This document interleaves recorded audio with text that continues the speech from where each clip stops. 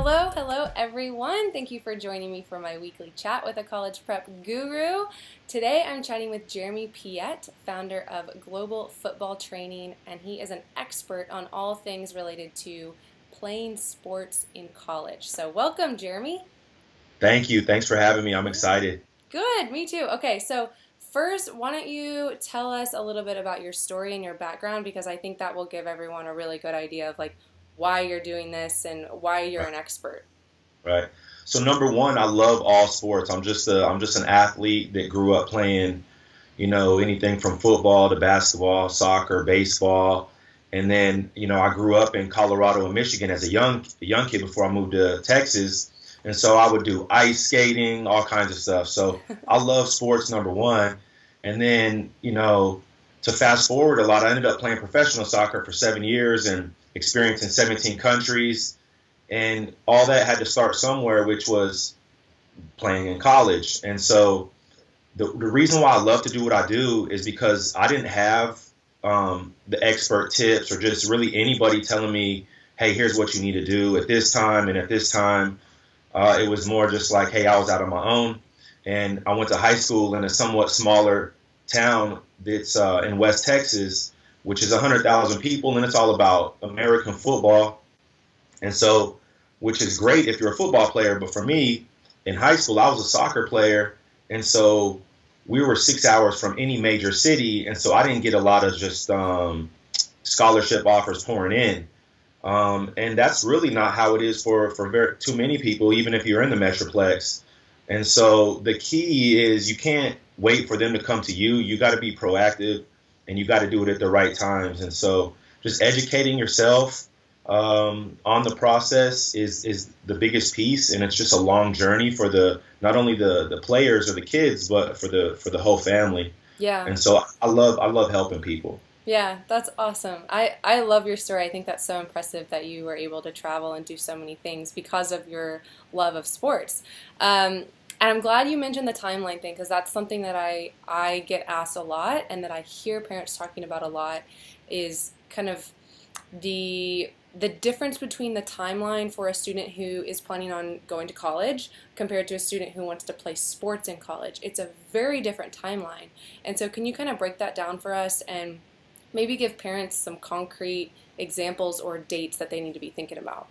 Yeah, number one on that is, I think too many people, they react too late, and they think that, oh, by your junior year or senior year, that's when we need to start making moves and contacting schools. And really, it's just way too late. So by eighth grade, if the kids and the families can start to just learn about the different schools and just get on, whether it's different books or getting on different websites and finding out how many schools are in D1 and D2 and D3 and NAIA and junior college. And a lot of people don't even know there's all these different, you know, size schools to go to. And so knowing that, that's the key. And then by ninth grade, getting a highlight video, and contacting schools. And then I think the number one thing, and when I talk to kids about this, they start to smile because it's the truth, is you get nerve. It's kind of a bad feeling. If you contact a school once or twice and then they don't contact you back, it doesn't feel good. It kind of hurts your feelings and it's embarrassing. But that's just the way it is. And so, I would say most people contact 5, 6 schools, 7 schools, and then they think that's going to work, and it's just not enough. You have to contact up to 100 schools, and so Wow.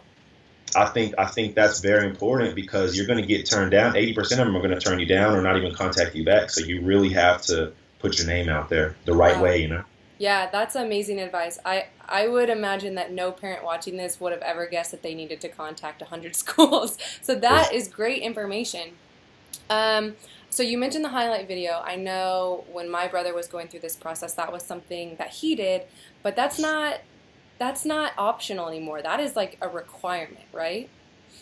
It is, unless you are the cream of the crop that just everybody knows about because you're on, you made all state or whatever it is, right, in whatever sport you play. But yeah, I mean, there's not too many people that are that five star blue chip athlete that can just get it like that. So yeah, it's important. And then also depending on if it's the boys or the girls or what sports and then you got little trends where like right now the for soccer the freshmen and the sophomores are the ones that are committing verbally to these big schools, and then I think it kind of causes a panic for a lot of the kids that aren't committing. And I would just, encourage people to not feel that panic. And it's all about timing. But you got to stay on the ball and keep contacting these schools. But and then for the boys, they're not committing till senior year, junior year, So it's different. And if you know that, it helps kind of relieve some of that stress, right? Yeah, absolutely. And that was one thing that I learned from you, actually, that the process is very different for a girl and a boy, and something that a lot of parents probably don't know. What else is different for students who are applying to college versus students who are applying to college and also want to get an athletic scholarship? I think there's more avenues. If you're an athlete, there's more avenues for you to get a scholarship. So contacting not only the university and asking them and the coach, asking different ways to receive grants or different scholarships. I think a lot of people think of a scholarship and just getting one letter or one phone call saying, hey, here's a $20,000 scholarship, which, yeah, that happens.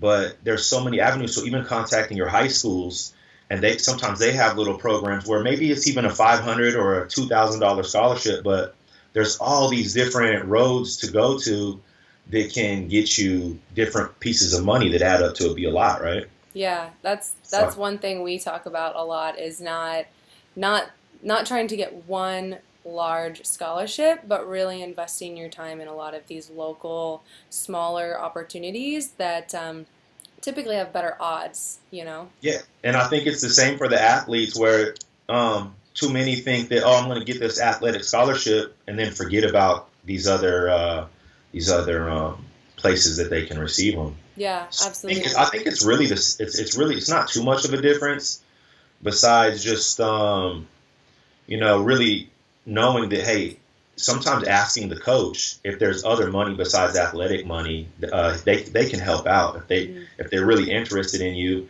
then they want you. So and then they don't want to burn up all their money either. So just working as a team to try to find these different ways, Yeah, absolutely.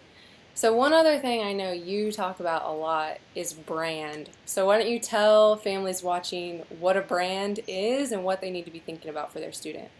Yeah, number one is if you're watching this, ask yourself, do you know what a brand is? And that's what I ask the athletes, and they don't know. They kind of smile and get embarrassed.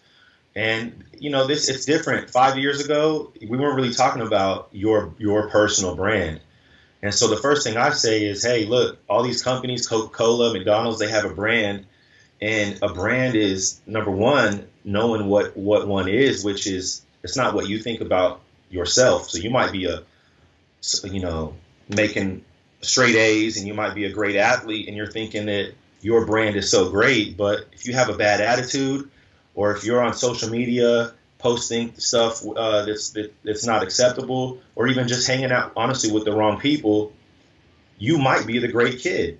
But if somebody else, it's basically what somebody else looks at you as. So when they hear your name or they look at you, what are they thinking? So you want to protect your brand, and you wouldn't believe how many stories where people are losing full scholarships because it's a lot of it is on social media.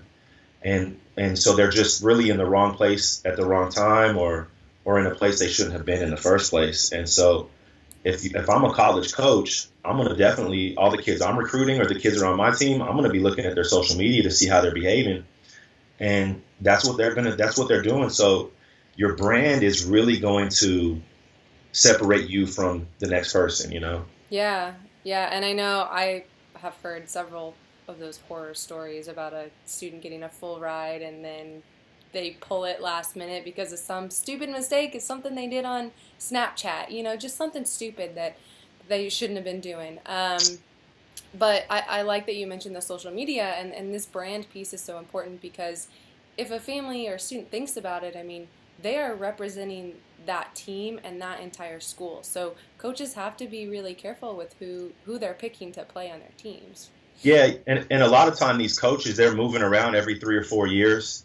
They're getting fired and hired, and they have a small young family, and so it's important to them. It's important to the institute, and so because it's their brand as well. So yeah, it's a business, and I think you can take advantage of that nowadays. Whereas before, nobody could track what you're doing. Yeah. But just with technology nowadays, it's easy. So I think you can do three things. You can post or have a bad brand and post the wrong stuff, or have a bad attitude or whatever it is. It's because it's not only about social media, or else you could do nothing at all and just kind of stay neutral, or you can take advantage of getting some social media accounts. And even if you don't like to do that, post them, get something positive on there with your family and with training hard or whatever, anything positive, and then just post that on there. And when people go look at it, because they will, now that's what they think of you when they see you or think about you. So those are ways that you can really boost your brand without really even doing anything.